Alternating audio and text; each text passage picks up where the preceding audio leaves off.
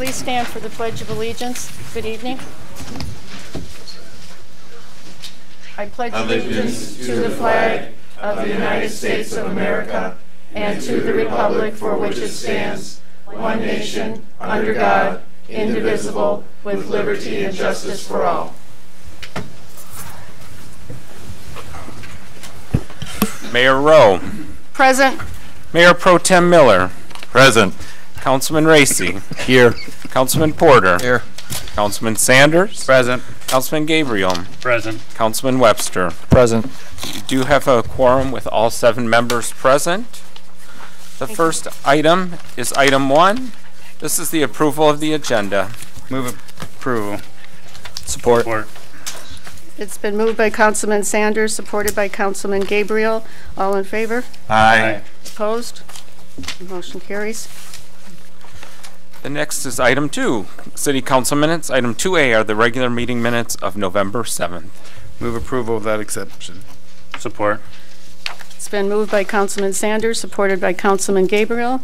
Approval of the minutes. All in favor? Well, any discussion? All in favor?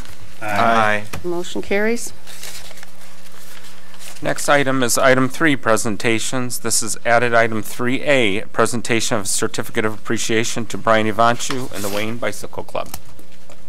Okay. We do have a video that we are going to show on the screen first. Okay. So if you'd like to do that. Sure.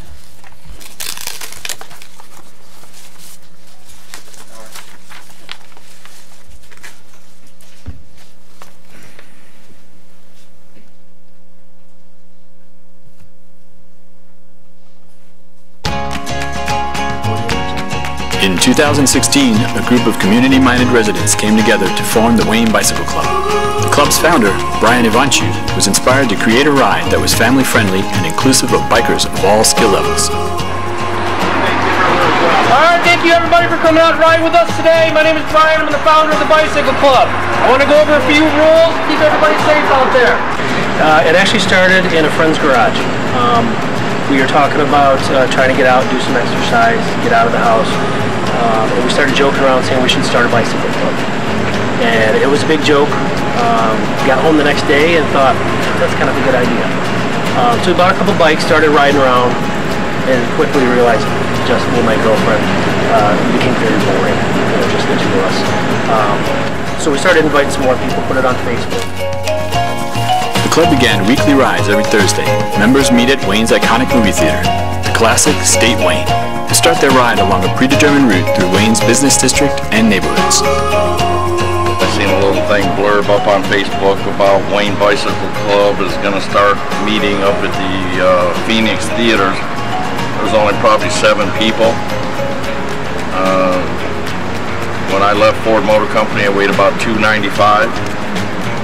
After riding with the club for about a year, I'm down to 255.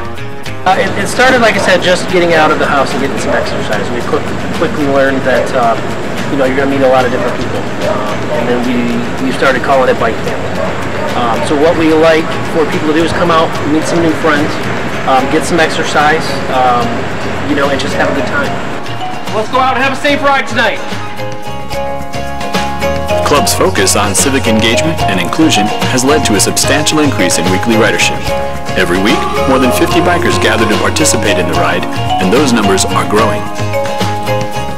Basically, the other riders that we ride with, it's like I have a new family, and that is helping a lot to know that there's others that care, and I'm able to talk with them, and they're able to talk to me, and we're able to do like therapy for each other. In addition to building connections among Wayne residents, the Bike Club also serves as a linkage to communities across Wayne County. Belle Isle. We rode to Belle Isle with the Bike Club, and we rode Open Streets Detroit last year. They had an Open Streets Detroit. One of the other members said we had this going on, so we all gathered our bikes and we drove downtown, unloaded our bikes, and we rode from all over the Open Streets Detroit and got to see other bicyclists. We got to see the community down there, and we rode from there to Mexican Town. We had a dinner, and we rode back, and then we also rode past Comerica Park and Ford Field. And in In short order, the Bicycle Club has become a Wayne institution, helping to inspire other civic groups and businesses to take action, as well as promote Wayne as a family-friendly, bikeable community. We noticed all the enthusiasm around the Wayne Bicycle Club and bicycling in Wayne in general. We started carrying more bike-related merchandise. We have everything from mugs to prints, and we have personalized items so that people can celebrate biking in Wayne, from greeting cards to running the gamut, art, etc. So the enthusiasm for bicycling has impacted the merchandise we carry and what we're able to sell. The Bicycle Club has also led to changes in downtown Wayne's built environment. The growth of biking in Wayne has really impacted the work that Wayne Main Street does here in the community. We saw the economic and the civic benefits of creating a bikeable community, and our organization, in partnership with Patronicity and the campaign supported by MEDC and ML, launched a bike rack crowdfunding campaign. And we're so pleased to let you know that in a matter of 35 days, our community came together and raised over $7,000 to install bike racks and create other biking infrastructure, which reshapes and changes the way people can explore, enjoy, and experience downtown. The Wayne Bicycle Club is the locus of a broad movement in Wayne that has a direct economic impact on downtown businesses, instills civic pride, and offers a healthy way to experience downtown Wayne. Hi Jennifer, hi David, how are you this evening? I think I am going to order the Wayne Bicycle Club sandwich. And that'll be to go, please. Wayne's Bicycle Club has demonstrated that even with minimal funding, endeavors such as these can have a huge impact on the community. The club has built a cost-effective model that can be easily duplicated in cities across Michigan.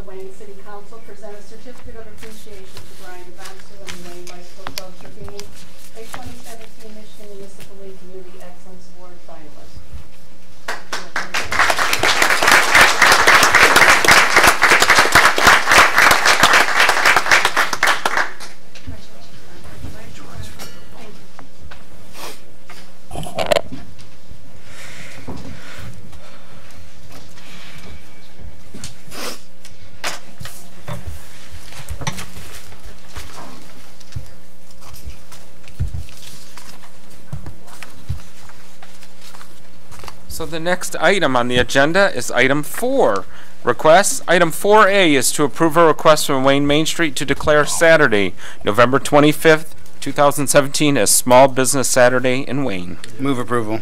Support. It was moved by Councilman Racy and supported by Mayor Pro Tem Miller. Any discussion? All in favor? Aye. Opposed? Motion carries. Next is item 4B. This is to approve a request from the Wayne Historical Society to host an event at the Wayne Historical Museum called A Holiday Night at the Museum on December 2nd, 2017 from 6 to 9 p.m. Move approval. Support. Is there anyone here who wishes to, Ann? Ann is here. Ann and John. Okay. Hi, I'm Ann Zimmerman with the Wayne Historical Society, and thank you for approving. I just have one change. We actually have entertainment starting at 5:30 in front of the museum. We have the Village Dance and Company from Wayne performing, and also the Wayne Memorial High School Choir performing from 5:30 to 6. And I would also officially like to invite Mayor Rowe to present Santa with the key. Oh, thank you. When he arrives at 6:30 off of the fire truck. I'd be honored to. Thank you very much. Also, if I have time, I'd like to say that our museum will be closed Wednesday and Thursday this week because of the holiday. And also I have John Mills here. Hi, I'm the Vice President and Membership Chair of the Society, and also a Commissioner on the Wayne Historic Commission. And on December 14th, that's Thursday at 7 p.m., I will be presenting the First Families Marker and Certificate Program that the Society is going to be sponsoring. We will, well, basically I'll talk about Wayne from prehistoric to the present times and our categories of certificate or marker being trailblazer, settler, pioneer, and founder. And the presentation will explain the difference in those so that you can get a marker for your home or business or a certificate for individuals. Additionally, the Society has undertaken a project where we are attempting to collect all graduation composite pictures from Wayne Memorial High School. We recently borrowed approximately 40 years worth from the high school. We've had about half of them copied, and we have an agreement with Focal Point Studios to reproduce the last 20 years. In that, that'll be in the works. This is their busy season getting graduation pictures done. And so we'll be doing that later in December and into the new year. And that, but we have quite a few graduation pictures. It's one of our most popular exhibits at the museum, and has been for a long time. We're trying to fill in the gaps. We still have some that we are seeking, and we'll have it at the display in the museum the years that we're missing that we'd love people to donate their class composites, or at least lend them to us to have us copy them. And so that's one of the projects that we're also doing from the Society. And could you give us the date and time again? For the lecture and presentation is Thursday, December 14th at 7 p.m. And that'll be at the museum, correct? That's at the museum, yes. Okay. Thank you. Sounds very interesting. Thank you. Thank you very much. Thank you. It was moved by Councilman Sanders, supported by Councilman Gabriel. All in favor? Aye. Opposed? Motion carries. The next item is item 5, site plans. Item 5A is site plan number 2017-05. This is for Taco Bell at 32940 Michigan Avenue. Support. Was moved and supported. We'll wait for the presentation to vote. Good evening, Madam Mayor and members of the council. This is again the site plan for Taco Bell. Representing the site plan is Fernando Abudai and Jim Barnwell. They're the engineers for the project, and representing the owner also for this location. In general, this is a complete rebuild of the entire site. So they're going to demo the existing building and then build a new building in its place. So we can kind of follow along here and we can see the site plan itself. They're going to be constructing approximately a 2,200 square foot building here, along with 29 parking spaces, 2 ADA compliant, and then also their stacking space for 8 vehicles, the loading and unloading at the back, and then they're going to be constructing a new dumpster enclosure also here on the site. On Vinoy Road and Michigan Avenue, they're going to keep the same curb cuts, so they're going to not have to really get involved with the state permit process for those curb cuts. But with the complete demolition of the building and the rebuilding of the site, they're going to have to comply with the Wayne County Stormwater Management, and they're proposing an underground detention system. So you can see that there on the north side of the site.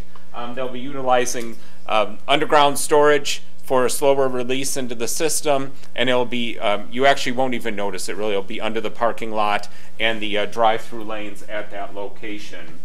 Also, the sign, they're going to be utilizing the same sign, the pole sign that's out there. They're just going to be renovating that, but then the rest of the site will be all new.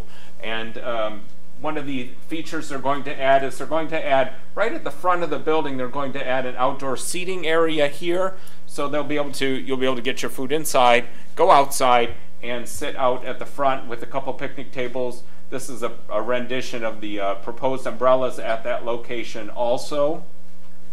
A new reader board, menu board, all of that. And what is nice about this is that as the it is a more controlled volume, so that when the speaker is going out, it's not blaring out into the adjacent properties.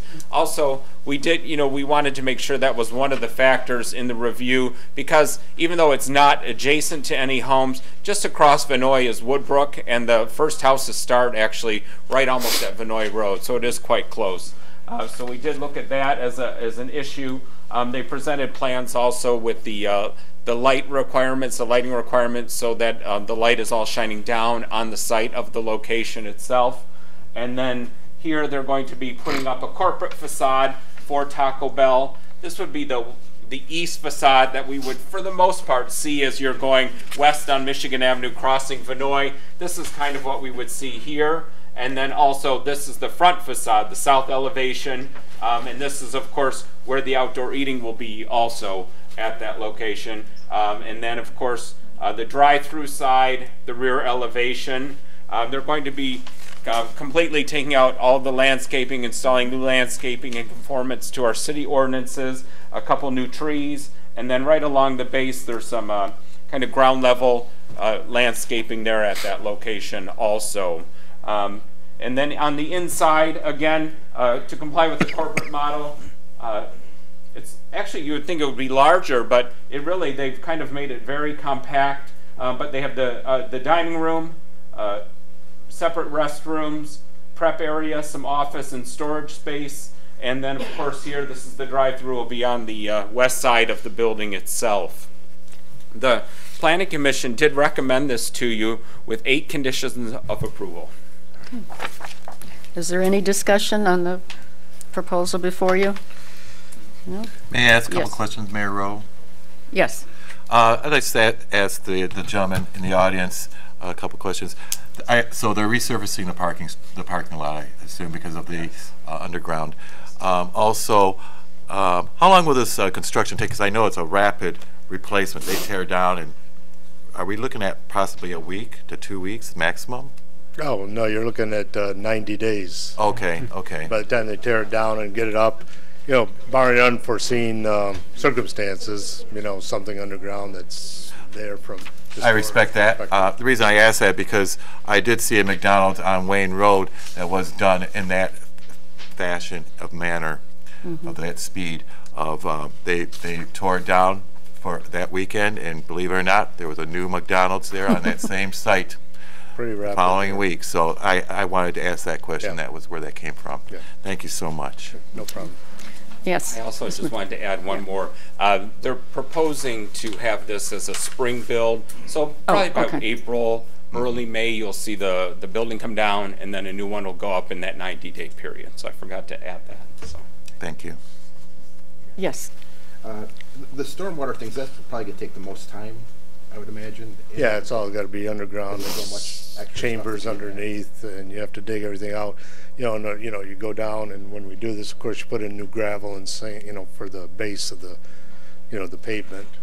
Yeah, and if you could pass along to everybody that just thank you for the reinvestment in the city of Lynn.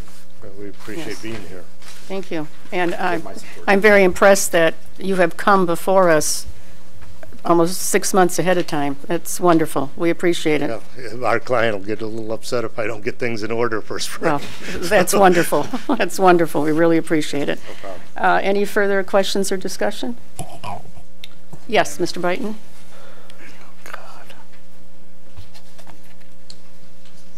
Mayor, members of the City Council, I just wanted to tag one beautiful thought to this. I know it's primarily a rebuild of a Taco Bell, but it will be a series of these type of rebuilds throughout our community that help us control stormwater in our community and clean the stormwater up and provide better water quality for our river. And so I just wanted to help everybody be aware of that as they're thinking about this project. Thank you. Okay, thank you. Thanks. All in favor? Aye. Opposed? Motion carries. Welcome and thank you very much. Have a very happy Thanksgiving.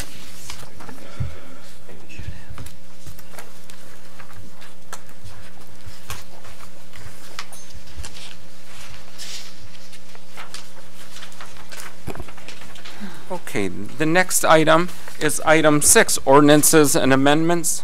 Item 6A is the first reading of ordinance 2017-05. This is chapter 210, the uniform fee schedule, specifically chapter 210.06, and this is residential dwelling certification. Move approval. Support.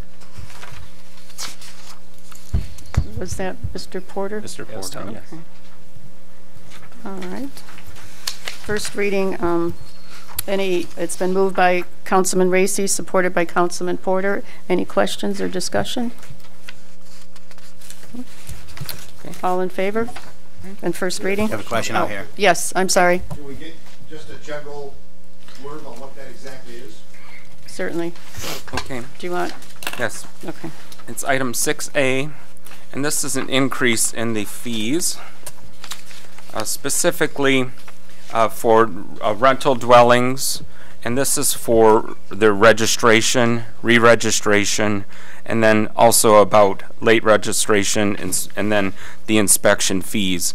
So the existing, they for the most part went up $20 each, ranging from the first time registration now will be $100, and then a single family rental inspection was $250 and it will now be $300.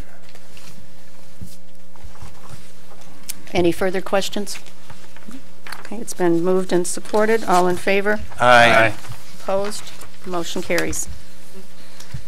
And then this is item 6B. This is a first reading of ordinance 2017-06.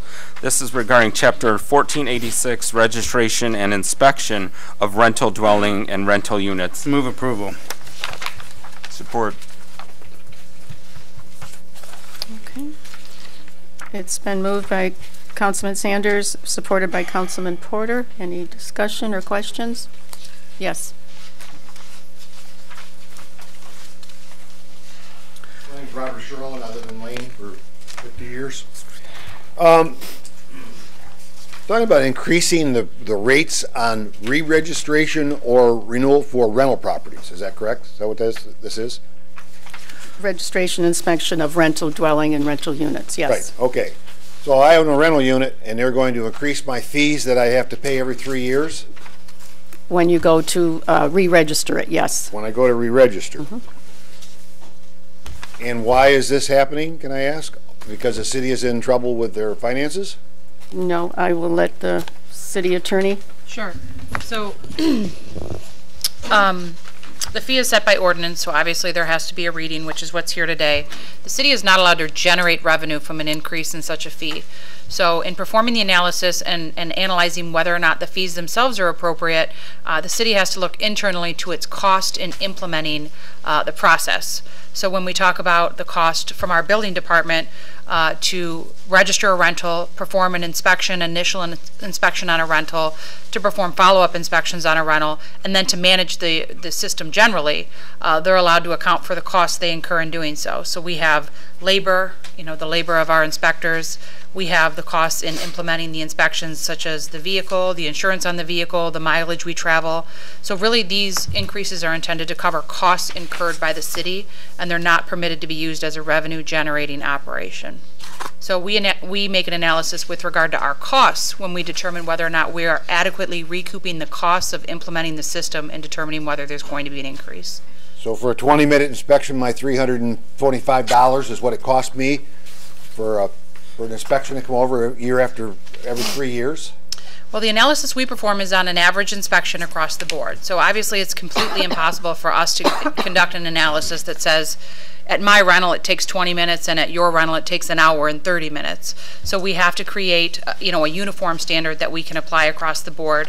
And what you have to remember is generally an inspection occurs, one, where they create the list of repairs, and unless you meet all of those repairs the very first time, there's always at least one follow-up inspection. So generally speaking, there's a minimum of 2 inspections that occur at a rental property, if not more, depending on whether that person is, on top of getting the repairs done and things of that nature. In addition to that, you have to think of the costs in enforcement or compliance. So we're constantly monitoring our system together with the assessing department, together with the court records, to ensure that we're gaining compliance and we're actually getting people to register. That's a cost that can be factored into our rental registration fees as well. So I understand that, you know, your concern is I'm the great landlord and it only takes 20 minutes at my property, but the law does not require us to, nor are we able to conduct such an individualized analysis. We have to look at across the board, what is the average time spent by an inspector at each property? What is the average time spent by our assistant fielding calls or questions at the office relative to rental registrations and properties? We're allowed to factor in mileage and insurance and gas and the costs of the building. So I understand your concern, but trust me that we've had many meetings to discuss with Mr. Byton, myself, the city manager, and we've conducted the analysis that we're able to confidently say that this is enough to recoup our costs, but not to the point where we're making money off the operation. There's one more concern I have that you can take into consideration. In the years that this has been implemented, I've had many inspectors to my home. One inspector comes into my home and digs me on, say, a ground fault interrupt circuit service, which they say I have to install. Cost me money to have that installed. I have it re-inspected by the following inspector and said, what idiot told you to put that in? I wouldn't have done that. How about some competency in the people who inspect? When this originally went in and we had a service, we had good rapport with the city and good inspectors, it was fine. Now that we've got rental inspector, if you want to call them that, whatever they're called nowadays, these people who are, I don't know how they pick them or where they get them from, but they're less than adequate in inspecting what they inspect. They can't even cite, they don't even cite you for what is in the code book or anything else. And when you ask them where is that written, they say it's up to me to find that out. Now, I've never had a problem with, I didn't have a problem when we first started because the city used to take care of that. Once the city got to the point where they could no longer take care of that, I had problems with, I guess they're contractors, is that what they are? They're part-time employees, sir, but they're all city part-time employees. Oh, they are part-time employees? Yes, we do not contract that out. Okay, well, whoever it is, my last inspection went south on me because I spent a lot of money to do what I was told to do, and then was told by the following inspector that that should not have been done, and he would not have cited me on that, and it cost me additional money because what was done was, what I was told to do was incorrect, and it cost me problems down the line.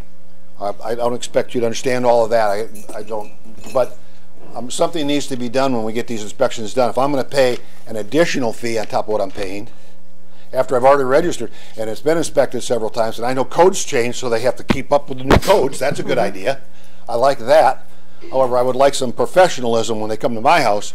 Otherwise, I'm going to be really upset the next time when they come to my house and tell me I have to do something, and the next inspector comes along and says, I wouldn't have made you do that. That's crazy. Think about that when we're talking about increasing my fee. Mr. Byton, would you like to speak to Mr. Sherlock? Certainly. Certainly. Madam Mayor? Yes. These ordinance amendments, were they driven by the department or the administration, or who were they driven by? Like who's presenting this to us? It's something that we normally do every few years to make sure that our fees are in line with the surrounding communities, and normally we fall in the middle of surrounding communities. Thank you. There's a motion. Yes.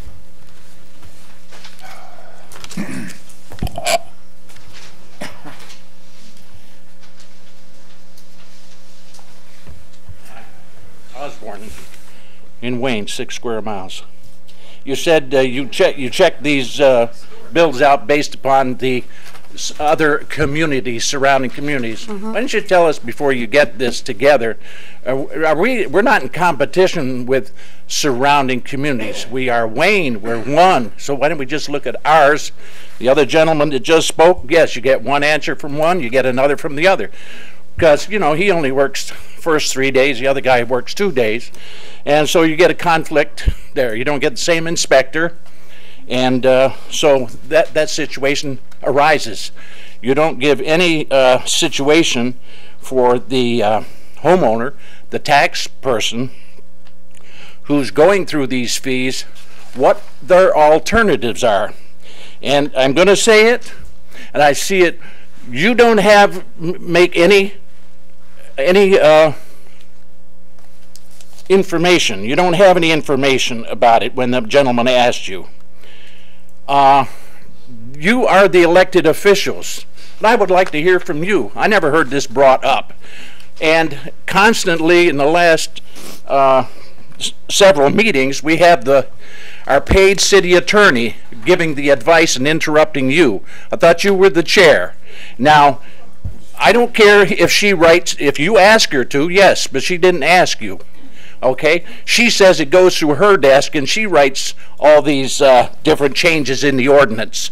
Okay? It's her and the court is something altogether. If you want her legal advice whether you can raise it and jack it up by $20 and keep coming back every twice in a year, then you can go and get some advice. Other than that, be responsible for yourselves, the elected officials. The city manager never talked to it. You never ask her, and she's the one that's supposed to be running the city. Thank you for my 3 minutes. It was a little less, but I was monitoring. You're not allowed to record it anyway. Thank you. Mayor, I got a couple questions. You got somebody else? Certainly. This is on item 6B. Yes. Okay, thank you. 6B. No, it's on 6B. But it's 5B there. It's 5B in Yes. your packet. Thank you. All right. I'm sorry we're off. I'm sorry, we have Mr. Blackwell. I mean, Mr. Wild. Just real quick, Your name, please. Jeff Wild, live in Wayne on Newburgh. Thank you.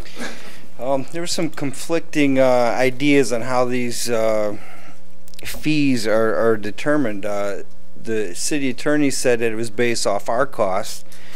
Yet then you just turned around and said it's based off of neighboring not to make based. sure that we're in where they're at. Yeah, it's not based on that. We look at ours and then we look at surrounding communities to see that we're not going to be higher than them or the. If it costs us $500. What does it matter what it costs in Canton? That's true, but we don't want to be higher than Canton. So our costs are irrelevant in it then. Certainly, Mr. Biden.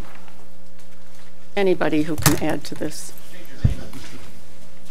Mayor, members of the council, when we review the fees and the cost, one thing that's important to us is that we're doing what we should for the community. So when we look at what it costs us to perform this service to the community, it is important for us to look at the cost of others around us, because if our costs are inappropriate relative to others around us, we have to figure out why and we have to make those adjustments. So I think that's where those two ideas meet.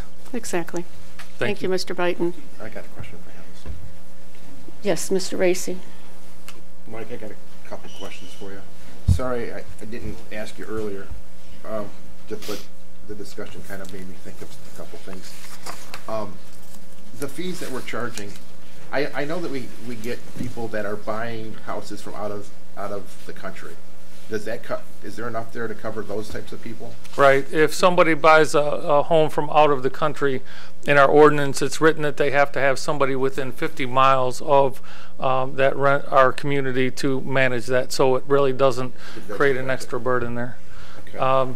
And if I could, I want to be careful, but I think we're on 6B, which is a lot of what we're talking about. I think it would be 7A, the raising of the fees by resolution. So that all the conversation we've had is important and relevant to tonight. But the 6B we're looking at right now is for the clarification of the ordinance relative to timing of when an inspection expires and how we approach that. In the past, we've approached it as a misdemeanor right off the bat. It is our goal to move that to a civil infraction, to give people more of a gentle notification warning, to try and urge them to be paying attention to their rental. We do send them notification a month before their rental unit or their cycle expires.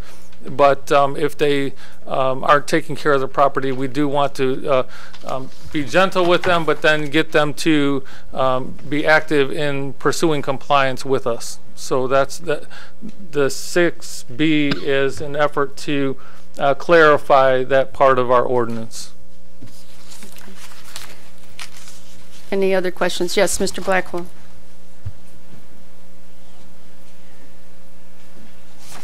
I just wanted to remind council that the rules that you've adopted, the egg timer is not to be run because these are items on the agenda. Thank you. Also, if the city attorney could look at on page 3, it would be Page 3C. At section 3, letter C, where it says timely. If you would like to explain my concerns and what you're going to, how you're going to rectify that. Sure. So the subsection referred to by the mayor says that failure to timely register or renew a rental dwelling or rental unit shall be a municipal civil infraction.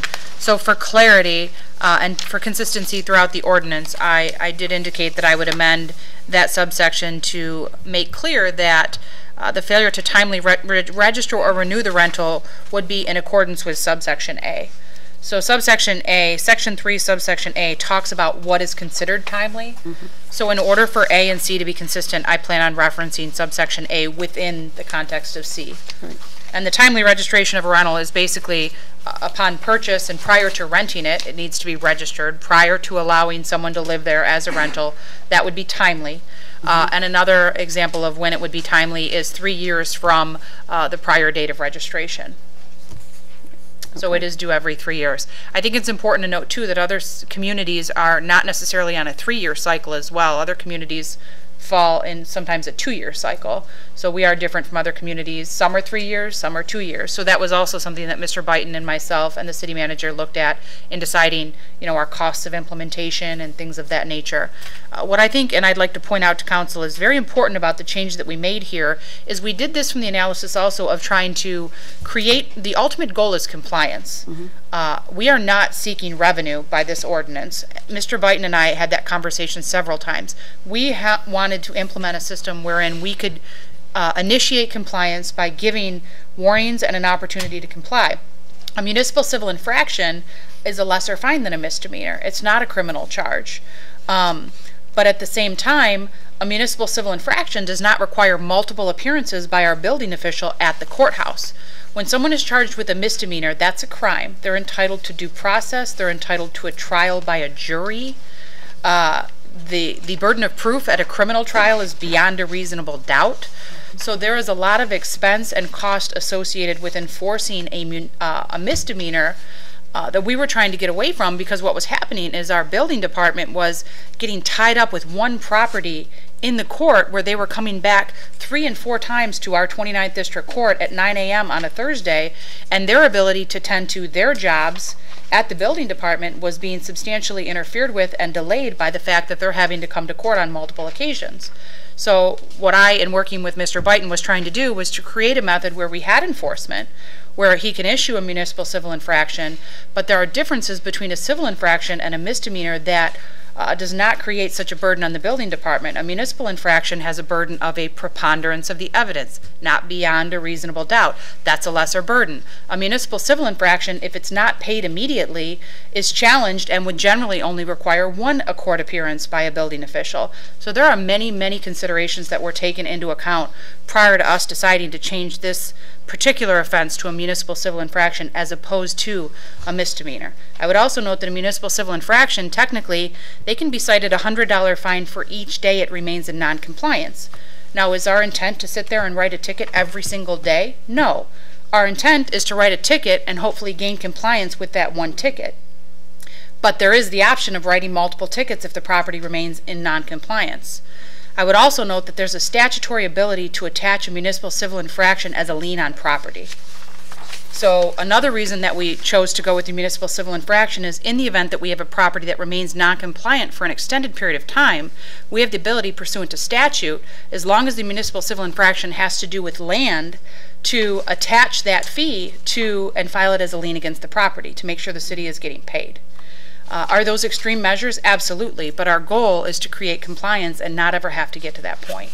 So there were many, many, many factors that we considered, and after meeting twice on this issue and then also meeting with the court and putting the time in, we thought that this was the best way to address the problems that the building department was experiencing, together with trying to gain compliance among our landlords, which ultimately is what we're responsible for, which is the health, safety, and welfare of the people that live in this city. And I'm very confident that this ordinance does that. Thank you. One last question, Madam Mayor. Yes. The only question I have with regard to this is, I see where we added the civil infraction, but where's the strikeout that said that in the previous copy that it was a misdemeanor? Well, we actually still maintain a misdemeanor ability. We've tried to create a step up here. So we have a civil infraction for the first, offense. We have the option after 6 months of non-compliance. So if our first ticket or our second ticket or our third municipal infraction goes unresponded to, we then have the serious non-compliant individual who can be issued a misdemeanor if the property remains in non-compliance for 6 consecutive months. So I'd assume that's a separate ordinance? This is under subsection E, which says any person, entity, or owner who fails for a period of 6 consecutive months to obtain the certificate shall be guilty of a misdemeanor, punishable by up to 90 days imprisonment and or a fine not to exceed $500. So we still have that stronger method of enforcement that we can reserve for the extreme violators who have repeatedly ignored the city's request to become compliant. Okay. Thank you very much. Any other questions? Yes.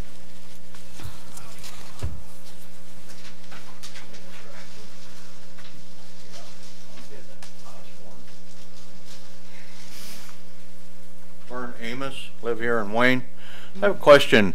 Is the way it's written, and it sounds like you're talking individual structure as per se a house. How would you rule on an apartment building that had 300 rooms or 300 apartments in it? Is that 300 structures that you would be charging the fee to, or just to the one structure that houses the 300 units? It would be each unit. It's defined as occupied or rental dwelling or rental unit. Okay. Thank you. No problem. Okay. All in favor? Aye. Opposed? Motion carries. Thank you. The next item is item 6C. This is a first reading of ordinance number 2017-07, Chapter 1470, Blight Regulations for Residential Areas, Chapter 1470.03B, which are blight or blighting factors. Okay. What is the wish of council? Madam Mayor, for the sake of conversation and discussion, I'll move to approve. Okay. Is there support? Support. Thank you. It's been moved by Councilman Sanders, supported by Councilman Gabriel. Discussion or questions? Yes. I'll start out. I'm not real happy to see this in front of us tonight. This has been tabled twice. We have no solutions to how to implement this. I can have Mike come up and talk. We have no way to enforce this. The side yard or visible from the street doesn't work for houses on corners, and that people have to have them hidden in their backyard. I have a real problem with this. I know that each one of the council members has met with the person that approached the mayor about this originally, and spent over an hour each of our time each. I know that the situation that was originally talked to us about was dealt with and a couple of years ago, so there is no issue for that homeowner currently. Bless you. I'm very concerned that we would sit here and create more work for our staff without the ability to enforce it. On top of the fact, I just think this is a bad ordinance all around. I think that we should be, I have no problem with the ordinance that we currently have if there's stuff in the front yard, and in dealing with those issues.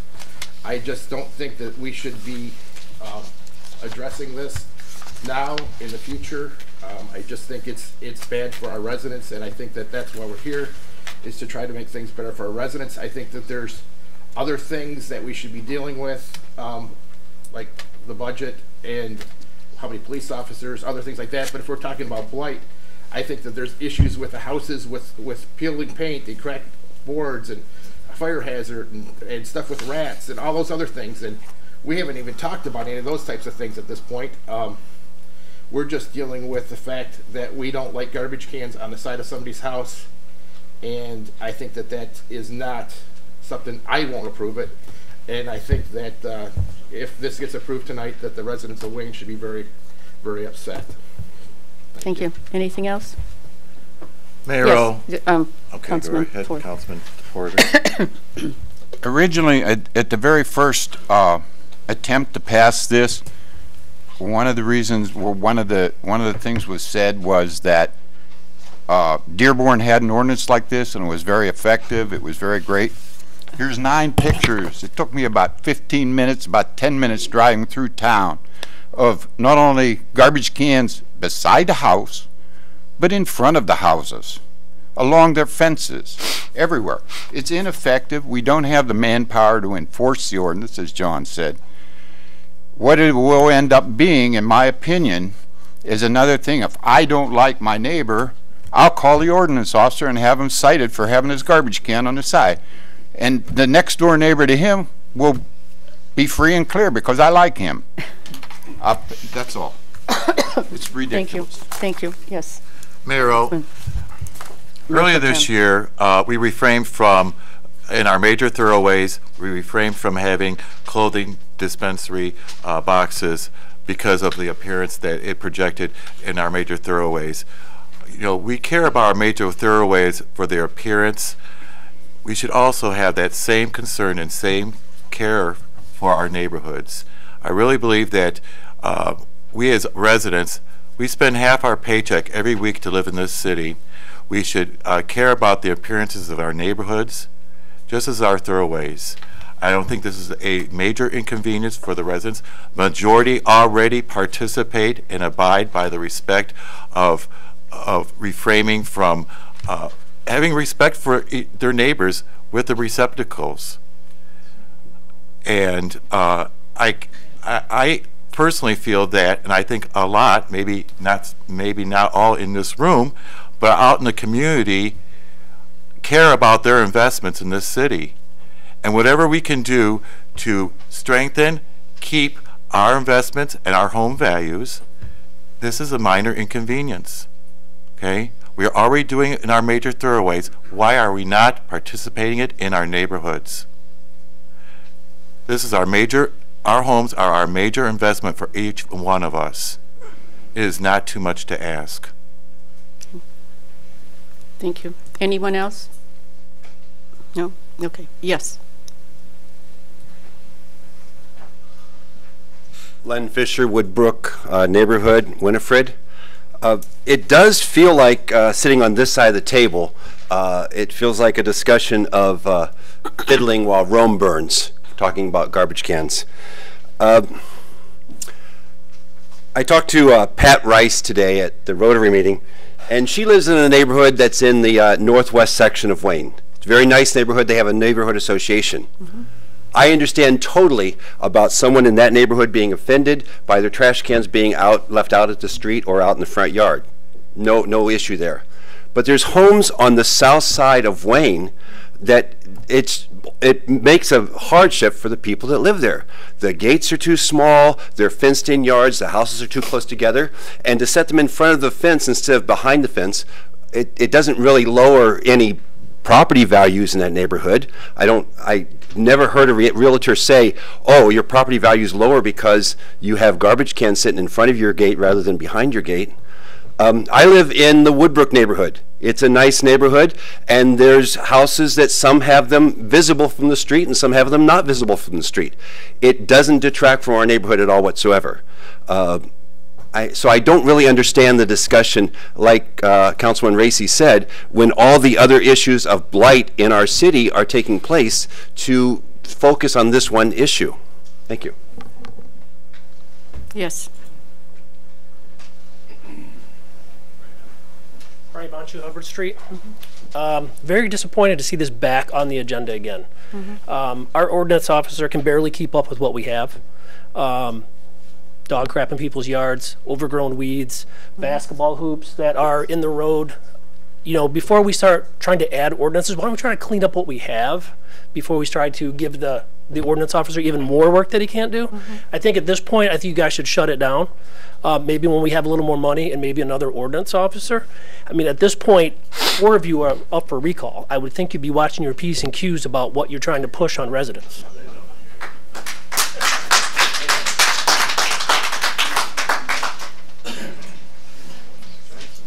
Yes, Mr. Allen.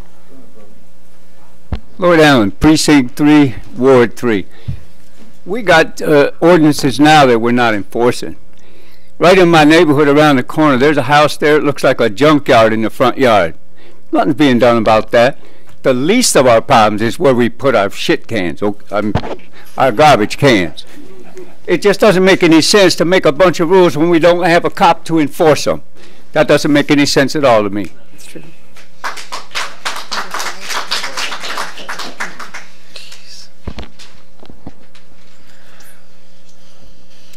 All right, we got November 21st. Tony said something very intelligent tonight, and Mr. Wild, please. I'm serious, okay? He hit the nail right on the head on this, okay? Our property values are the most important thing to us, okay? But we're talking about garbage cans, okay? The city has a deficit budget. Every 2 weeks or 2 times a month, that deficit seems to grow. Okay, you guys are doing stuff to actually sink our property values, but we're talking about garbage cans. Tell the people, whose personal project is this? Who wants this garbage can ordinance? Anybody want to own up to it? I had several residents approach me and asked me, and they wanted it brought forth, and they wanted a yes or a no vote, and then they're going to be quiet. So a test sample of 2? No, that's not 2. That's good. It's one on the north side, and several on the south side. So I'm sorry if they can't stand the stench from the garbage cans next door to their bedroom windows in the summer. Okay. So what, 5 feet's going to make a difference? If you put it behind the house, it would. Okay. So what's the solution for the corner houses? I don't know. You can put exactly. it in the Let's start passing an ordinance without... All I'm saying, it was brought forth to be voted on. That's all, Mr. Wild. All right. Well, thank you, Susan, for bringing your pet project. It's Mayor. Once to... It is Mayor. I see Susan Rowe right Mayor there. Susan Rowe. Okay. Thank you. Well, let's act like a mayor then. Thank you. Yes, Mr. Amos.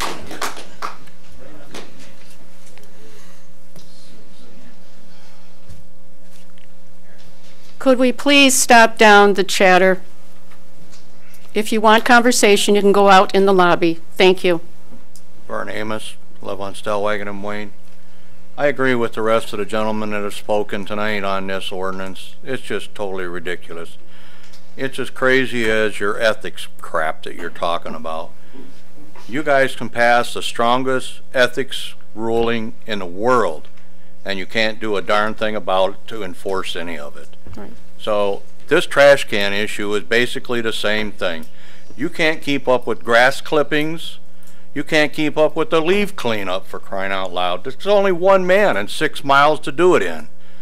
He takes one zone a day and tries to keep up and can't. That's why the city looks the way it does today. It's not because of trash cans in the front yard. There are a few, I agree, and they are unsightly in the front yard, but those people need to be educated. Thank you. Thank you. Yes, Mr. Blackwell.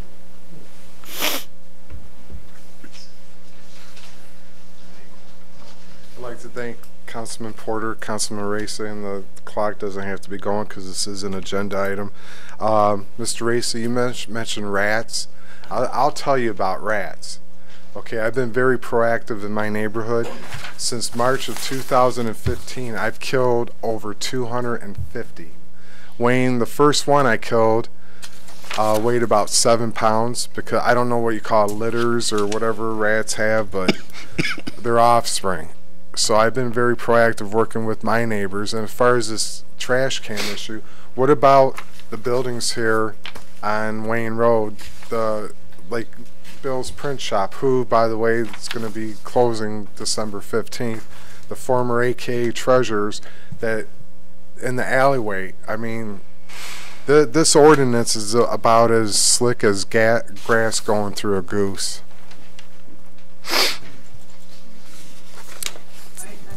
Yes. Hi. Kathy Rockwell. I live on Courier Street. I have a side yard, and I have to keep my garbage cans there. I own 4 lots. If you pass this ordinance tonight or this reading, have to push the garbage cans all the way across my front yard, down my side yard, all the way around the back of the house. And I'm not able to do that. My neighbor across the street, he has a beautiful white fence up. He has 2 steps he has to go up to get his garbage cans in the backyard. Can't get through the gate. Him and I, even though I'm older, have helped an older lady try to drag hers from behind the house with a walker. And she just couldn't do it. When him and I go down there when we can and help her. Now she's passed away. Let's go by the Congregational Church up here. Where are their garbage cans? Right on the side of the street, going towards the post office. You go to the Presbyterian Church, the same thing, right across the museum. And if you pass this ordinance, I'm going to have you come over and drag my garbage cans out. Okay. Thank you. Any further discussion? No? Madam Mayor. Yes. So I've expressed my concerns and different things for this ordinance and the readings, and I just want to go ahead and say that I do not agree with the reading the way it is. I do agree, however, with the intent that's trying to be done. With that being said, the way the language is put, I cannot agree with it. The way the ordinance is read right now basically encompasses anybody not being happy with the visual appearance of someone else's trash can. The word nuisance is the last word in the ordinance, which basically says something that is not appeasing to another person. So with that being said, if someone doesn't like something, it's a nuisance. So why do we have to go ahead and tell someone which square to put their garbage can on when it comes to in their yard? The other thing I have with this, many homes have chain link fences. Whether it's behind or in front of a fence, it doesn't make a difference. You're still going to see it. With regards to the stench and unsightliness, that's up to the homeowner. They should go ahead and take care of it. If the neighbors are having issues, bring it to the attention of the appropriate people, have the discussion with the neighbors. With regards to appraisal values, I have never seen, and I've closed over 230 loans last year alone, one appraisal say anything about a garbage can or anything unsightly. And trust me, some people's homes, they're not too cleanliness, but it still doesn't dock an appraisal. So with all the arguments, for lack of better terms, that are going back and forth, there's no support to the changes of the ordinance. So I think if there wants to be some change, we should go ahead and take a deeper dive on this to make it more realistic and not so demanding on where things are located. Okay. And did you have something else, Mr. Reese? Yeah, I did. On that, Ryan, we do have an ordinance, and I just think if we follow the ordinance we have, I think we'll do a good job with if there are people that have them in the front yard, please let the ordinance officer know about it, and they'll take care of it right away. I wanted to hear from Mike Vighton, and just let us know how many issues that they've had in the past, and if they have the ability to even do what's being asked. A moment. Madam Mayor, members of the council. Yes. You know our workload, we're very full, right? So we try and do everything that the community asks of us, and we'll do our best. We are very tight in adding additional enforcement to the side. Not allowing the cans on the side would, I think, be challenging to us. I think we've had, you know, maybe a couple dozen of these cans in the front yard that we've, you know, had to address over the last year or so, and generally people are compliant with that. If there are any that are less compliant, we work with them the very best we can. And if we're, after some time, if they're still not compliant, please make sure we're staying focused on that with you, and we will get after those cans in the front yard. That's something that we think we've been pretty successful at in general, but we'd like to keep doing that. Thank you. Okay. Yes, Mr. She'll get you. She knows what the blight is. I'm the same person. In your regulation for this, says you want this garbage can citation ordinance gone into effect. You may have a piece of paper where you drove around and you've got pictures. I got pictures of those too. I wondered if you might, since you're legally writing this document to penalize and be punitive to people that might accidentally leave their garbage cans out, I hope you would consider some of the properties if you drive around and look at them, like real estate agents do, and you'll find that there are some buildings and property apartments that cannot, they got to take it in up in their second story, their garbage can, Mere Row. Okay?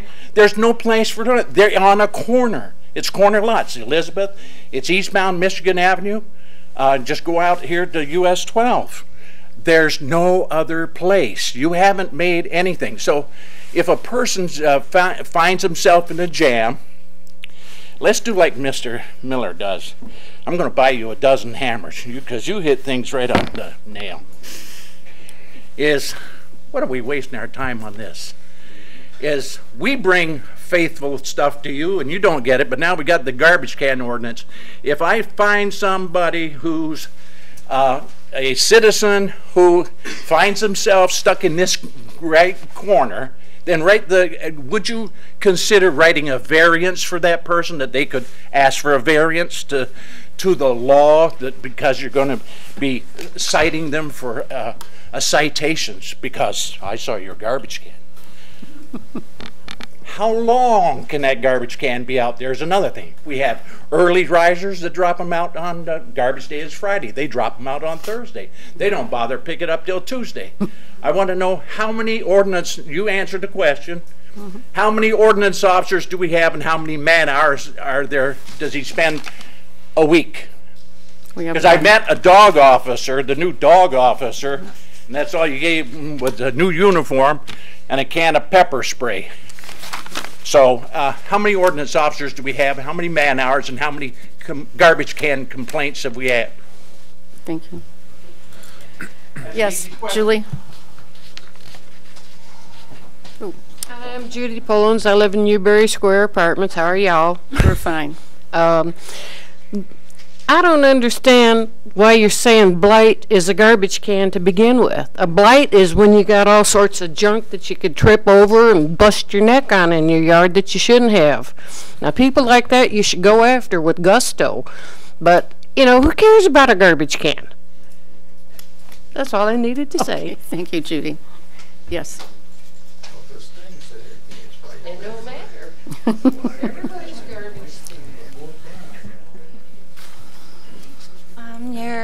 Mayor Rowe Yes. and council people. I support this ordinance. Of course, you know that I do. But it's interesting. Well, first of all, I'd like to say, yes, there should be some accommodations made in this ordinance for people who, for whatever reasons, cannot get their garbage can to the front. Yes. maybe a waiver, or maybe the city attorney can put the wording in that would accommodate people who do have problems getting their can to the front. I have no problem. I take my can from the back, and I'm older, and I take it through the snow and the ice, and I take it up to the front. And I'm probably the oldest person in the room. So if I can do it, a lot of people can do it. But again, we should have some consideration for the people that cannot do it, yes. But I would think that the city attorney can put in wording that would accommodate special cases and show respect for those people who can't. Yes, I agree with that. But another thing, if the residents think this is not important, then they must remain and live in Wayne. Because once you leave Wayne, they have ordinance where you cannot leave your garage door open. They have ordinances where you cannot have a clothesline. Mm-hmm. They even have ordinance where you cannot have a metal screen door, that gunmetal look. You cannot have that kind of door. So I heard this on the radio, and I'm sorry, I don't know what station I heard it on, but in Kansas City, in this one community, you're only allowed 2 cars in the driveway. At night, they have to be in. That's the ordinance where they live. This family was taking care of a woman who had cancer. And so her car was parked there. So there were 3 cars now. And the association said, you cannot have a car in the driveway at night. It takes away our property values, even though they were taking care of a woman that was sick. So I'm saying to the people here, once you leave Wayne, be prepared, because there's very strict ordinances in other communities. And so I am supportive of this. I support this. I am not going to drive down a street and see trash cans in the front yard or by the side of the yard. I don't want to live in that type of community. If I have to move, I guess I will. This is the 3-minute mark. Please end your comments. But anyway, I support this ordinance completely. It's minor compared to the ordinances in other communities, and I do think if the city attorney could put the wording in to accommodate people who have problems, I think it's a very good ordinance. Thank you very much. Thank you. Is there anyone else? Is there anyone else? Okay. It's been moved by Councilman Sanders, supported by Councilman Gabriel. I'll do a roll call, please. Okay. The first to vote is Mayor Pro Tem Miller. No. Councilman Racy. No.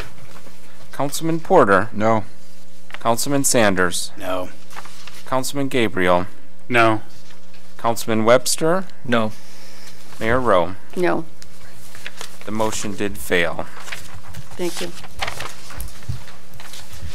The next item is item 7. Item 7A is to approve amendments and increase the rental certification fees by resolution. So maybe some fees are set by ordinance and some are by resolution. So that's why it's on here twice. So maybe that could help just explain a little bit to you. So Okay, and this one is rental. The other one was dwelling. Correct. Yeah. Yes. Okay. Thank you. All right. Wish of council. Move approval. Support. Moved by Councilman Sanders, supported by Councilman Gabriel. Any discussion? All in favor? Aye. Opposed? Motion carries. The next item is item 7B. This is to approve budget amendment 2018-02. Move approval. Support. It's been moved by Councilman Sanders, supported by Councilman Webster. Madam Mayor, Yes. could you explain this to the viewing audience? Yes. Katie?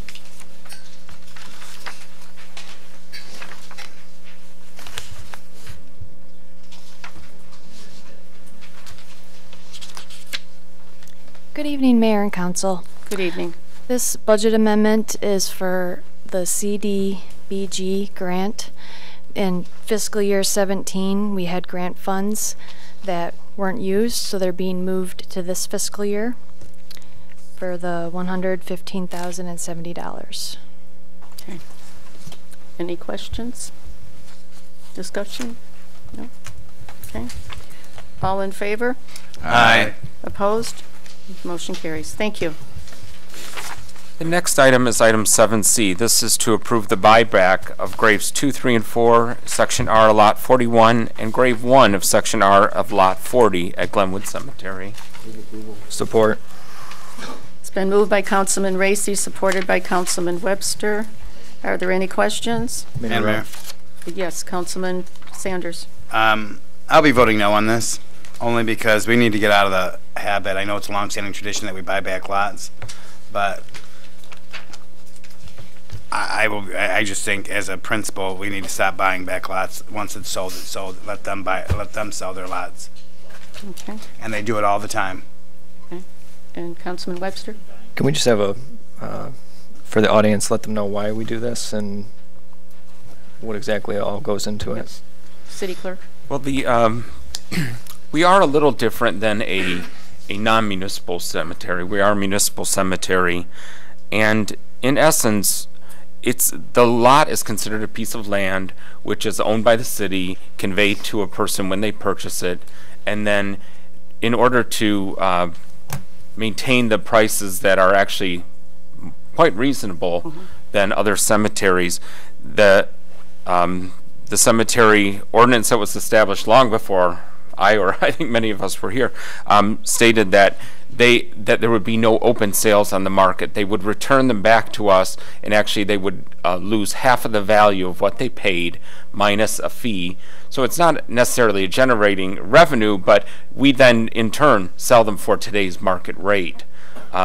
We don't do this often. This is a kind of a boilerplate item on the agenda, but every so often somebody is left a number of graves or something like that, because they can be conveyed to via the heirs, and so in essence for this person they were left these 4 graves and they already have a grave, and so there's no other alternative except for to sell it back to the city, which we will put back in for sale when the need arises to anybody.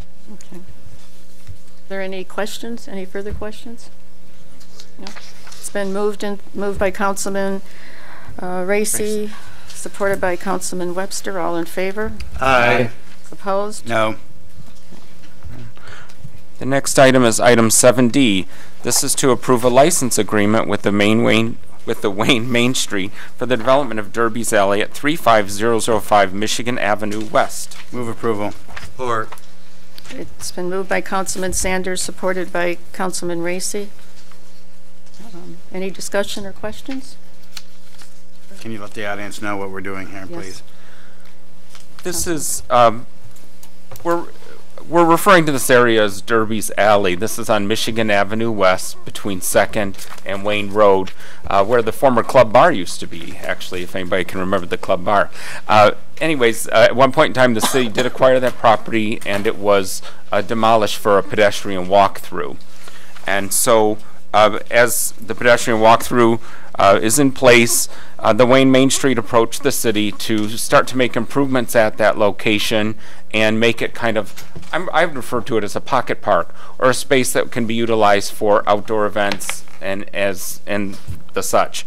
And so this license agreement actually will spell out all of the rules of the game that are going forward, so that Wayne Main Street will, when they put in a bench, they know that they're going to have to maintain it. They will be accepting some liability in that. They will also be able to utilize the space how they see fit, and they won't have to come back to the council to do special events or to use this spot, because they are, in essence, kind of leasing it from the city, in essence via the license agreement, but in turn they're improving the space also for the city.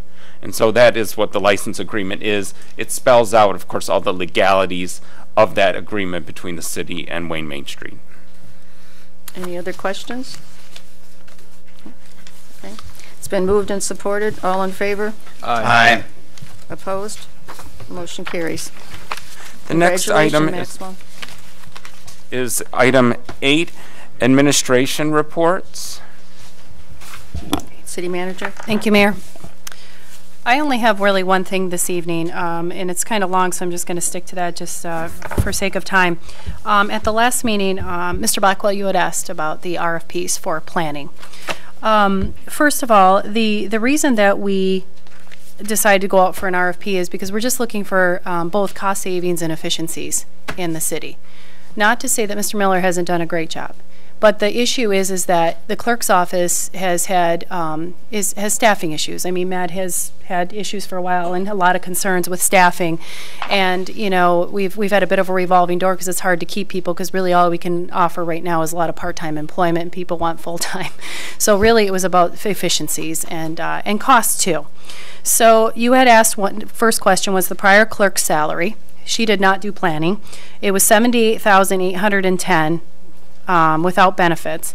The current clerk's salary with the planning aspect is $79,934 before benefits. It's about $90,000 after benefits, which Matt shared with me. And Matt did see a reduction of 2.5% because the city has been making reductions in salaries for some time. There were 3 proposals that came through. One was from a company called Manikin Smith in Canton, and they had stated that they wanted to offer the services for $80,400 per year or $6,700 per month. McKenna and Associates out of Northville, $81,9850 per month or $98,000 per year, and Carlisle Wortman Ann Arbor, $11,250 a month or $135,000 a year. One of the firms actually even stated that they understood the city's financial condition and offered to work on a fee arrangement model specific to Wayne's needs, so on an as-needed basis. City is going to get very busy here with you know, the possibilities of we have somebody who just bought 5 buildings down by the Moose Lodge. She's going to create new business there, which is going to require planning. You know, should the city, and this is an if, opt into the marijuana ordinance, there's going to be, you know, planning aspects there. I'm trying not to overload the clerk as well with an election year coming up next year as well. But I have tried as hard as I can with all the departments. You know, in DPW, you know, Ed Queen had stated to me that he'd really like to make sure his team is focused on the things that are not general fund related, but rather water and sewer and roads. So we're trying to figure out ways to just find efficiencies as much as possible. So that was the only reason. But after discussing this with Matt and after consideration, we decided to stay with the current setup and just try to take a look at our options. So I hope, sir, that answers your questions. Okay. And Matt, thank you for your help on that. You're welcome. Okay. Mayor, that's it this evening. Okay. And happy Thanksgiving. Thank you. Okay, the next item is citizens' comments or requests on items not on the agenda. Citizens are to limit their comments or requests to 3 minutes. The City Council asks that if you do have a question or concern, bring it to the attention of the appropriate departments wherever possible. If you feel that this matter has not been resolved satisfactorily, you are encouraged to bring it to the attention of the city manager, and if still not resolved satisfactorily, to the mayor and the council. The mayor and the city council and the department heads may not respond to questions at the meeting, but will respond by the next city council meeting or as soon as possible once they've looked into the matter. Is there anyone? Yes, Mr. Amos.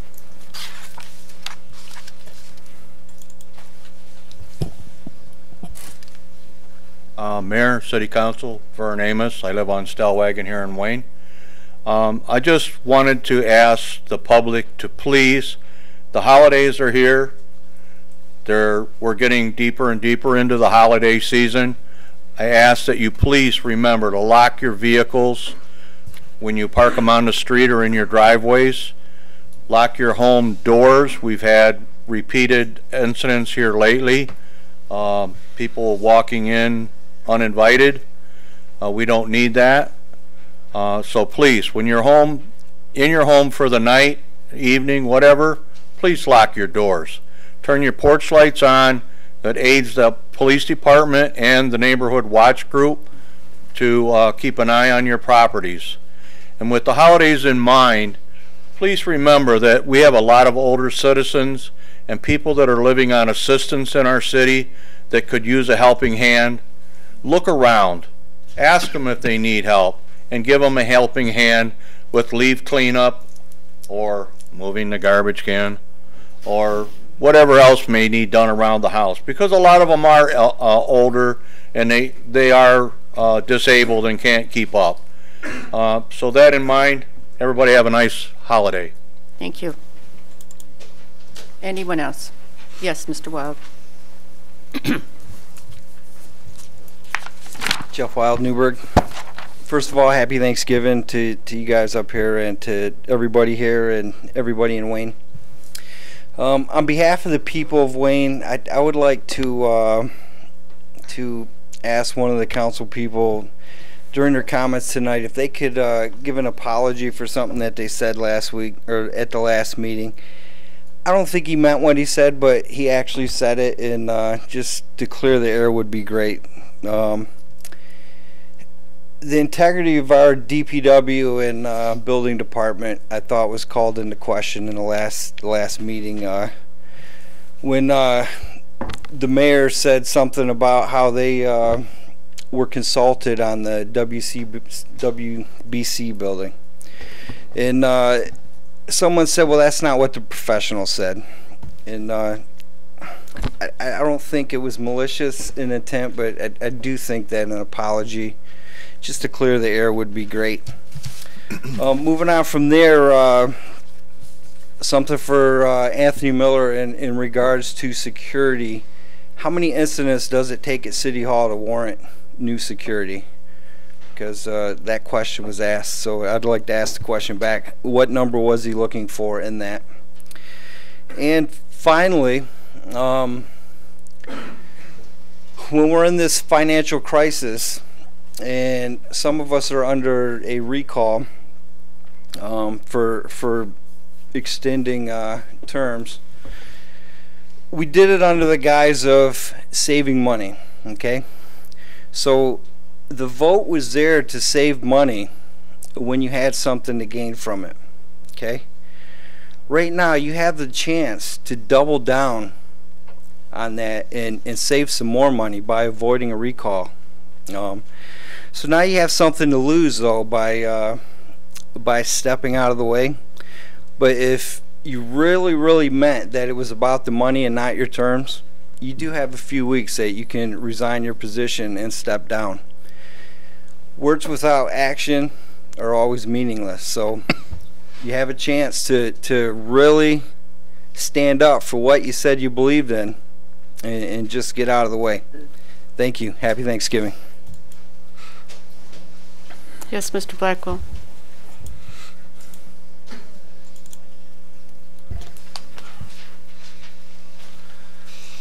I came up here on Thursday, November 16th, second time I visit here to City Hall. The incident from this past Thursday, I was informed by two of my employees that was directed by another one of my employees at City Hall that I could not be inside the building, my building, our building, circulating recall petitions. I made a call to, I guess you would call what they term him as Michigan's top cop, the Attorney General's office, and Senator Pat Colbeck's office. I was informed not only by Senator Colbeck's office, but Attorney General Bill Schuette's office, that yes, I do indeed, and anyone who's circulating a recall petition does in fact have the legal right to be not only in the parking lot, but inside this building, in the hallway, between the doors. I let the people come in, conduct their business, ask them if they're registered to vote. If they are they aware of the recall petitions? And if they want to sign them, great. If not, they go on their way. So I am not in violation of any law. I'm exercising my right according to the Attorney General's office. Also, I would like to, and I can wait 2 weeks for this, I would like to direct this to the city attorney. I would like to know the legal definition of lawful order and in what context it would be used. And also, when I was down here on Thursday, November 16th, I noticed a woman come in carrying like a little tackle box. She had a uniform on. She went to the restroom, the public restroom here in front. I'm like, okay, I didn't know what was going on. Well, she came back and she had like sample cups. Well, I stuck my head outside and noticed that she was driving a van that said GLWA, Great Lakes Water Authority. I'd like to know how often the water is tested here at City Hall and for what reasons. How much does that cost us, because they don't come and test the water at my house. And another thing I'd like to ask, if the city attorney could answer this, talking about civil infractions, I had the opportunity of meeting one of our police officers last Wednesday for a civil infraction, nothing major, but I went to the court, and long story short, on the receipt that they gave me, it said building fee $5.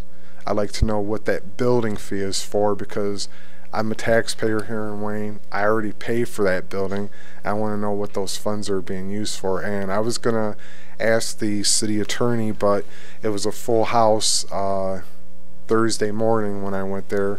So, and I can wait 2 weeks for that response too. So thank you. Thank you. Anyone else? Yes.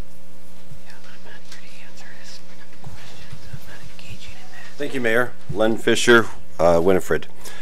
I feel I can no longer sit back and watch the shenanigans taking place in the name of leadership. In reviewing the last meeting, there are several items that I feel need addressing. Mayor Pro Tem Miller, you addressed a breach of security at City Hall. You questioned the need to secure the building after only one incident. As I understand, valuable items were removed from a private office. My question to you is, how many instances would it take for you, would you like to occur before you think it's necessary to act? Councilman Sanders, you publicly made disparaging remarks regarding the condition of the WABC building. In your remarks, you confronted the mayor and revealed her private communication. From this side of the table, 2 items appear. Public disparaging comment regarding the property could taint the future sale, a transaction you have opposed in the past. I'm not entirely certain that your public remarks could not also be used should any litigation occur after a sale. Again, from this side of the table, it appears you are attempting to derail any sale of this property. The second issue, Councilman Sanders, is you're publicly confronting the mayor, a person who appears to be one of your few remaining political allies. Is this a political move in order to position yourself as a challenger to her office? On the topic of retaining video records of previous meetings, Matt, you stated that the recordings didn't just disappear. It felt that way. As a topic was brought up, also VHS were brought up into the discussion. As I understand, all former meetings were destroyed. Councilman Miller even mentioned 8-track. I'm not really certain what that is about, but I understand that videos kept on YouTube and DVDs. YouTube takes no bandwidth and DVDs are ridiculously small. I feel it was a ridiculous discussion with silly points brought up. My next issue involves the statements by the city attorney, the fact that she couldn't comment concerning the progress of the demolition of the building on Michigan Avenue. The answer felt like a court answer from an exasperated attorney to dismiss the topic. Perhaps a better answer might have been to admit the frustration and ask for patience in resolving the issue. In the absence of facts, people will fill in the blanks.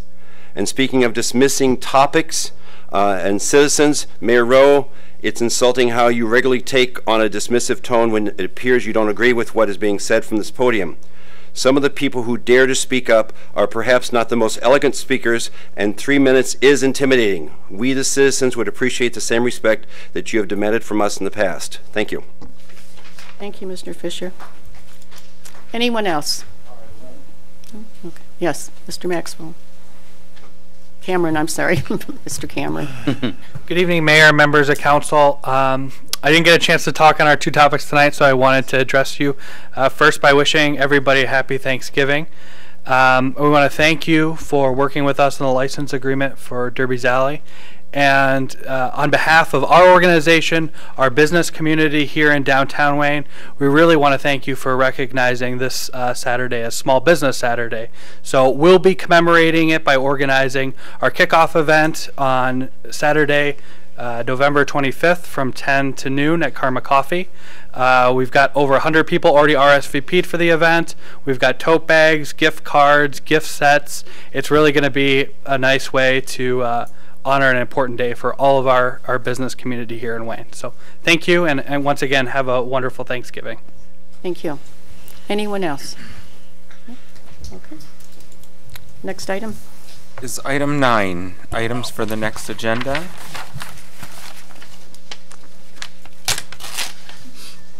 Okay. Next item. The next item is item 10. This is the consent calendar. There are 3 items before you. Wish of council. Move that exception. Support.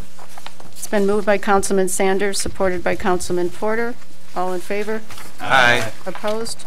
Motion carries. Thank you. And the next item are comments from members of the City Council. And we'll start with Councilman Sanders. Madam Mayor, I usually don't respond to comments, but I will say this, that the conversation that the mayor and I had regarding the ABC building was not a private conversation. It had been said at several times at public meetings regarding the sale and regarding the shape of the ABC building, not just with the mayor, amongst many of us. If in fact, I know that Mr. Byton and the DPW, I have, I think, a good relationship and a working relationship with them. I don't question their credibility. I don't question the work that they do. I believe that their work is beyond reproach. And so, though, I will say this, if in fact anyone felt slighted, I do apologize. It was not my intent.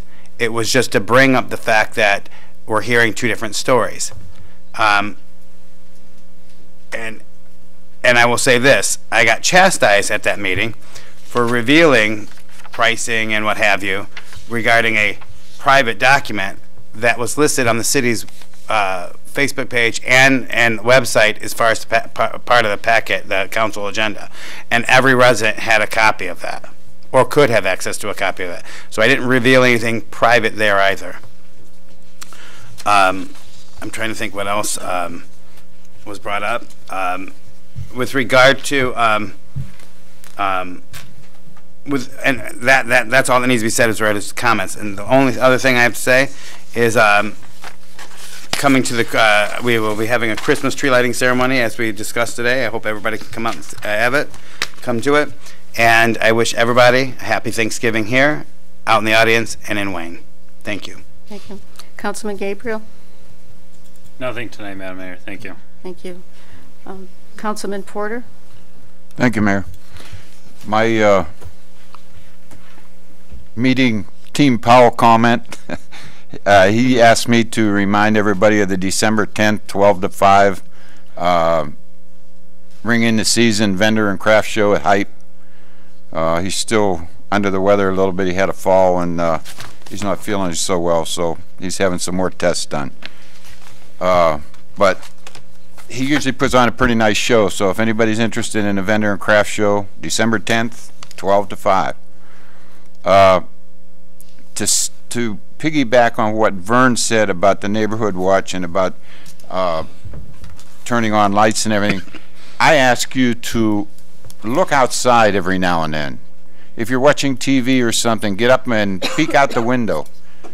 Just last night, one of my neighbors had their solar lights pulled out of their yard, taken up the street. One was smashed in front of my house, one was smashed on up the street. If I would have saw it, I could have done something. I could have at least called the police or asked him what he was doing and maybe got the lights back. So I just ask you to maybe look outside and maybe we'll stumble on a couple of these people trying to open car doors or something. Other than that, I want to say happy Thanksgiving. As Councilman Sanders said, remember the Christmas tree lighting December 2nd, so I hope to see you all there. Thank you. And then Councilman Webster. Hello, everyone. I want to start by thanking the Cub Scout Pack 247 Den 6 for an invitation this past Sunday. They wanted to talk about issues with the city and learn more about our local city government. So it was a very good hours-long talk with them. And to piggyback on something Vern said, I actually did mention to them about helping with leaf cleanup with our seniors and snow removal and things of that nature, or just even stopping to talk to people that maybe don't have anyone this time of year. So I also want to recognize, you know, Arby's, Wendy's, Taco Bell for their reinvestment in the community. It's not something we talk about enough. You know, it's nice to see those updated facades going down Michigan Ave. As far as to Mr. Wild's question about how many incidents does it take, I would say it depends on the severity, but considering the severity of the situation in question, it only takes one. Aside from that, I just want to wish everyone a happy Thanksgiving, and that's it. Thank you. Mr. Racy, Councilman Racy. Thank you, Mayor. First off, I want to make a recommendation, and the city manager could talk to everybody about this. I believe that when we hire or promote our police, fire, and department heads, I'd like to, and they have swearing-in ceremonies, I'd like to have an honorary swearing-in at our council meetings. I think that that's very important for our citizens to see what's going on with our department heads and our police and fire. And I would like to start out with our deputy fire chief at our next meeting, if that's at all possible, and our sergeant, if schedules line up for that.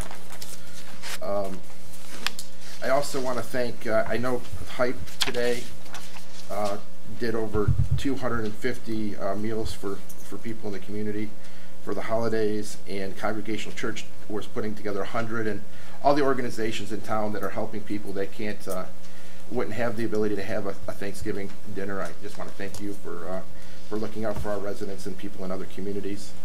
I want to congratulate Ed McMurray. He was a speaker at the Veterans Day ceremony at Wayne Memorial a couple weeks ago.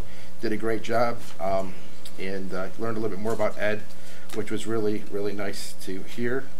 And the JROTC always does a great job with that program. Also want to mention Mark Chevrolet is doing a Toys for Tots drive. So if you have toys that you'd like to donate, you can take them out to Mark Chevrolet. One of the cool things is with Chevrolet, you go in there, you drop off some toys, and they give you, you pick out a gift card. And they're all sealed, but you get to pick randomly from that. I dropped off some toys myself and got a $25 Amazon card from Chevrolet. So nice. It's a kind of a cool thing if you wanna, if you're gonna give a gift to Toys for Tots. That's a great place to do that at. And then I also wanted to tell Vern, you did a great job on television on the Neighborhood Watch thing that was a few weeks ago. And thank you for everything that you guys are doing with the Neighborhood Watch. Thanks, Mayor. You're welcome. Mayor Pro Tem Miller. Thank you. I just, first of all, I accepted an invitation on Facebook. It's a young couple in the city here. Name is Rob and Crystal and their family. And it was a pre-Thanksgiving dinner. So tonight I attended, and I just want to say thank you. And it reminds me that there's a lot of good people in this city, first of all. A lot of common sense, a lot of level-headed, a lot of love, a lot of just plain good, honest people. And sometimes during the holidays, you know, we have to remind ourselves that there is a lot of those folks out there. And I would like to encourage everybody also that, you know, to start off your holiday Christmas shopping here in downtown Wayne, because it is only only doorstep away. We have a lot of merchants that are ready to be able to provide you with the best service around, with a variety of products that they do carry. And we have a lot of events going on in this city in the upcoming holiday season, and please join in attending. Get to know your neighbors. Maybe it's time to just start, instead of facing off, start talking to each other, getting to understand each other better, listening to each other. Like tonight, I had that experience with this young couple at their pre-Thanksgiving dinner. It wasn't a council meeting, it was people. It's all about us. And it all depends on how we reflect as a community. And I saw the good part of that tonight at dinner, and it was refreshing. I know this community isn't what some may think it is. I believe that there's a very good heart in this community. And I will continue to believe that, regardless of what they think, say, or feel about somebody. We are all equal. Remember that. Thank you. Thank you. I just want to reiterate again the identity theft that is being offered with the Michigan Department of the Attorney's Office. It's being held at the City of Wayne Senior Services at Hype, and that is on December the 6th at 11 a.m. If you have any questions, please contact Nancy. Also, I attended the Veterans Memorial Service that was held at Wayne Memorial High School and presented them with a wreath, which I purchased with my own money.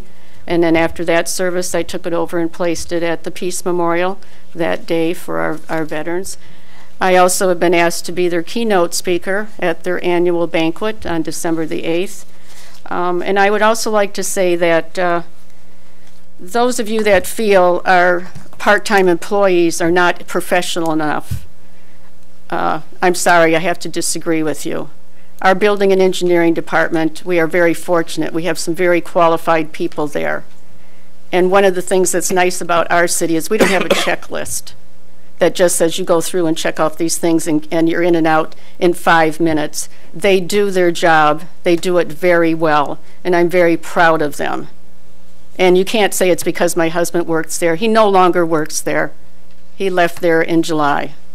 Your husband never respected my house. I'm not speaking. I have my turn now. Thank you. And I would just like Mike to please reiterate to your folks there that they do a job under some very difficult conditions. They're all part-time, which means 28 hours a week. And if they have to spend 4 hours in court, that's down to 24 hours a week to inspect all of our homes in this city. They do the best they can do under some very difficult situations, and that goes for every single employee in this city. They are here under difficult circumstances. They take cuts in pay, they pay more for their health insurance, but they're still here because they like this city. So anyone who is going to stand up here and disparage our city employees, think twice about it. They're the ones who shovel the snow in the streets. They're the ones who are out there at 3 in the morning doing a water main break when it's 4 below zero. So please, say thank you to them. And this Thursday, just thank God that you have a house, that you have the people to have dinner with. And just remember, there are a lot of us out there that don't.